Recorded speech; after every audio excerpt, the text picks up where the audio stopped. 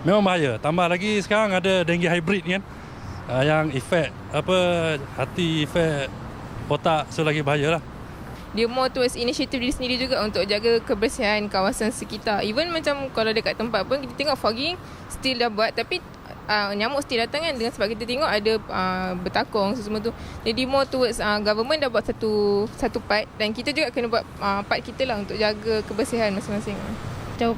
Memang bahayalah sebab kawasan sebab perumahan saya kat Kajang Utama, Selangor memang kawasan sentiasa ada lah.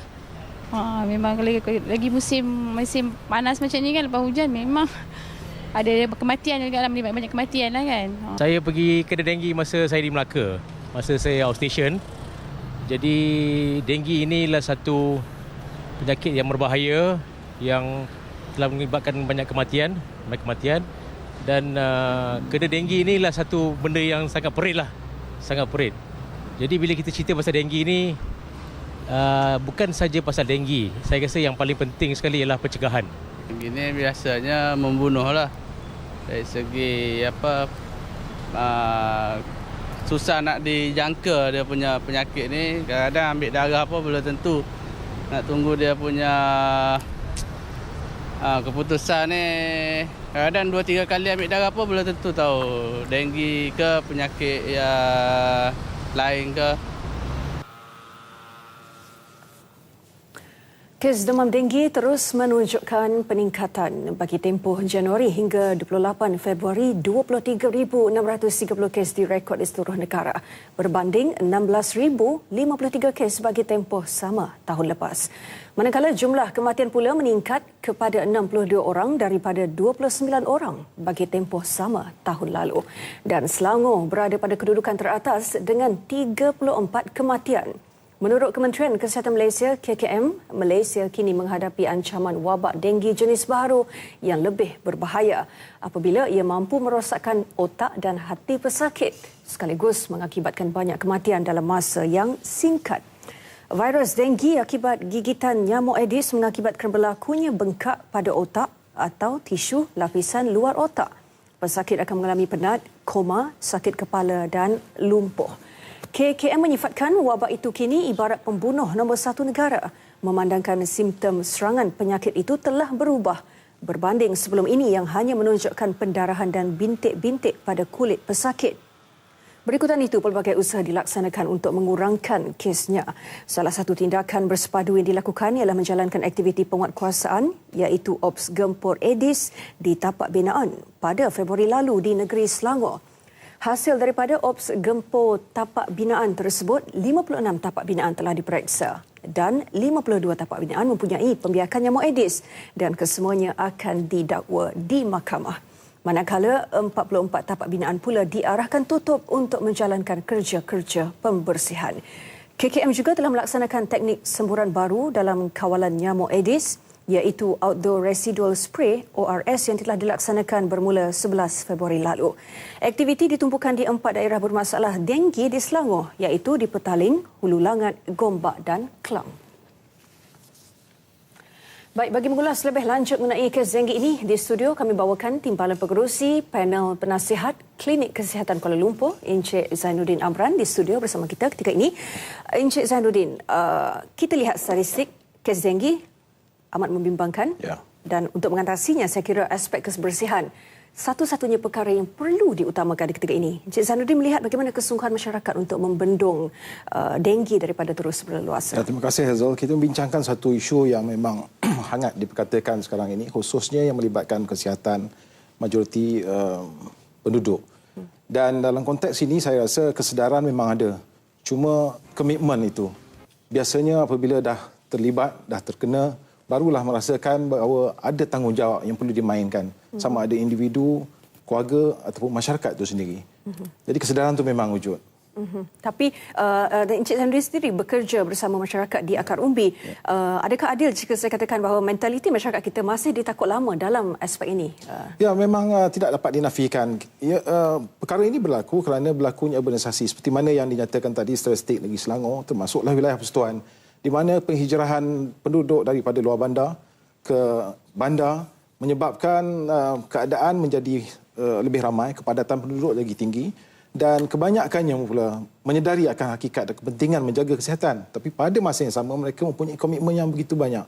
Bekerja, menjaga anak dan sebagainya sebagai kehidupan. Dan aspek inilah sekarang ini perlu ditekankan supaya tanggungjawab itu mesti dipikul bersama. Sebab nyamuk ni dia tidak mengenal siapa. Bangsa, keturunan ataupun kaya ataupun miskin. Jadi mereka akan terjebak. Jadi sebab itulah kempen yang dimainkan oleh kementerian dan semua agensi yang ada di peringkat jabatan di negeri khususnya di wilayah persekutuan ini agak baik. Cuma penerimaannya itu perlu kita pertingkatkan lagi.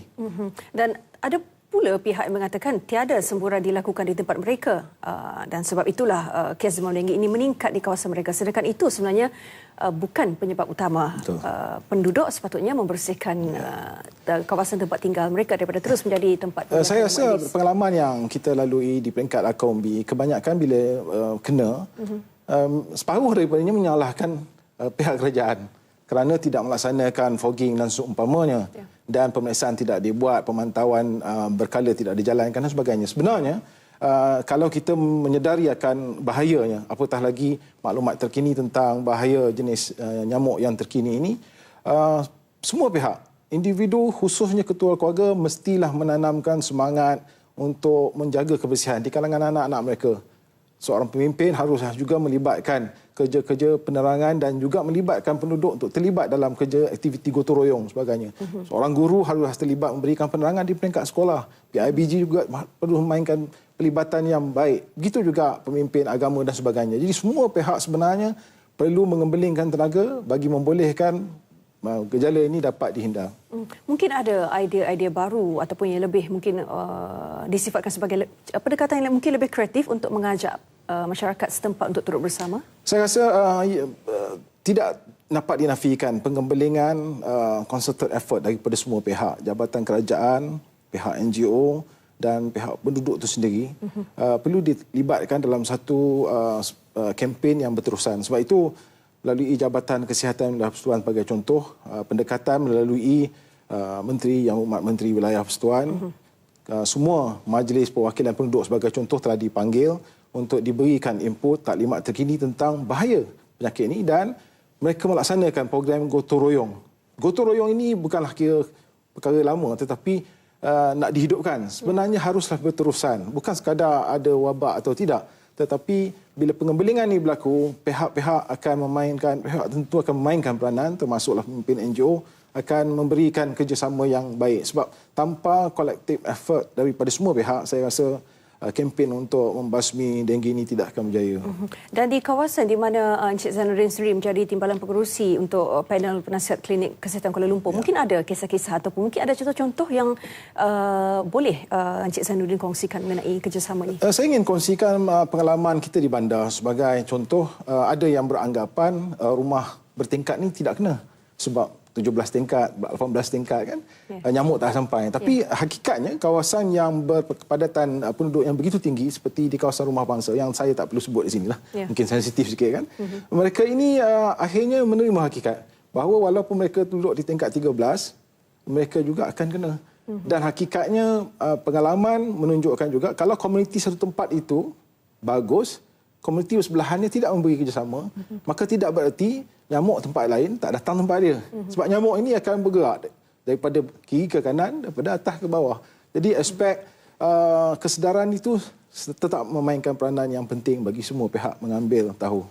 Dan saya kira tidak ramai yang tahu pun bahawa bagaimana sifat-sifat nyamuk Aedes ini ketika ini sudah berubah. Mungkin dari cara ia merebak dan sebagainya. Yalah, sebab itu pendekatan perlu dibuat oleh agensi termasuklah saya sebagai pengurusi klinik, pengurusi klinik kesihatan, kita mempunyai banyak risalah, pamphlets dan kempen berterusan dengan kerjasama NGO setempat seperti mana Persatuan Penduduk Kawasan Rukun Tetangga yang pada bila-bila masa boleh mendapatkan khidmat nasihat dan kerjasama pemeriksaan kesihatan dan seumpamanya daripada klinik yang berdekatan. Termasuklah ubat-ubat mencegah pembiakan nyamuk yang disediakan oleh klinik yang berdekatan. Jika gesaan untuk mengeratkan kerjasama atau untuk bergotong royong ini mungkin jika kurang berkesan gesaan ini Encik Zainuddin, mungkin dengan cara yang lebih berat, mungkin seperti memberatkan lagi hukuman sedia ada, adakah ia boleh jadikan jalan penyelesaian lebih baik? Ya dan tidak. Sebab bagi saya kalau langsung tidak ada penguasaan, tidak dapatlah ia dilaksanakan. Contohnya atas 1975, paling tidak RM500 denda bagi mereka yang mengabaikan tanggungjawab untuk membersih atau menjaga kawasan masing-masing. Dia mestilah diikuti dengan pertama sekali pendekatan untuk mendidik. Jadi pemantauan dibuat, amaran telah diberi, barulah saya rasa. Sebab ada juga kes-kes tentu apabila mereka disaman, mereka menyalahkan sebelum ini tak ada ingatan dan sebagainya. Mungkin saya rasakan perlu juga seperti mana yang dibuat sekarang ini, banner-banner tertentu memberi amaran kawasan penduduk setempat bahawa kawasan anda adalah wabak penyakit denggi dan penyakit demam minyak nyamuk Aedes. Nyamuk Aedes. Peranan IPT ataupun penyelidik bagaimana?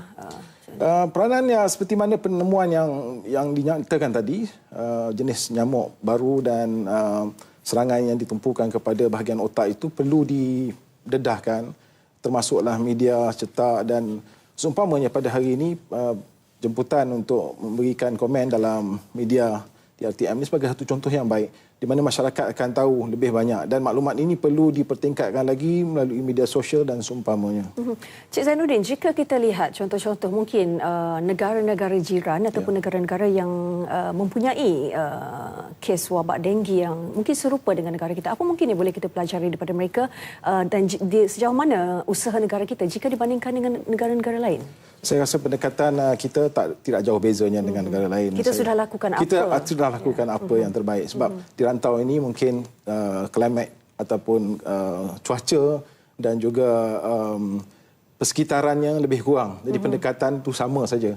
Cuma kesedaran daripada masyarakat itu sendirilah, khususnya dalam bandar itu sendiri. Dan terbaru KKM memperkenalkan dua pendekatan bagi menangani ancaman denggi, iaitu outdoor residual spray yang merupakan teknik semburan baharu dan juga cat dinding anti nyamuk. Cik Zainuddin. Ya, itu mungkin boleh diketengahkan kalau proven. Sebab sekarang ini kebanyakan penduduk merasakan mereka dah ada aerosol, sudah cukup, ataupun lingkaran nyamuk itu dah cukup. Tak perlu nak jaga kebersihan. Still, jaga kebersihan itu yang pertama. Yang kedua, pendekatan yang ditemui melalui kaedah saintifik. Kalau wajar dan perlulah diberitahu dan diketengahkan. Jadi Cik Zainuddin, akhir sekali mungkin ada nasihat dan juga harapan yang ingin disuarakan? Saya menyerulah mengambil kesempatan di sini bagi pihak pemimpin KUMB di semua peringkat, sama ada gerakan kawasan rukun tetangga, Persatuan Penduduk dan yang terkini di bawah Majlis Perwakilan Penduduk yang diwujudkan di wilayah Persekutuan, harap dapat terlibat samalah dalam kempen untuk membasmi denggi ini dan juga pada masa yang sama gotong royong saya mintalah dan menyerulah penduduk dalam bandar ini tanpa mengira latar belakang sama ada pemilik ataupun penyewa, apabila sampai masa dan ketikanya untuk kita turun bersama-sama dengan agensi yang ada dan penduduk bersama-samalah terlibat dengan program gotong royong yang dianjurkan. Baik, Encik Muhammad Zainuddin Amran, Timbalan Pengerusi Panel Penasihat Klinik Kesihatan Kuala Lumpur. Terima kasih kerana bersama kami dalam Nasional 1 hari ini.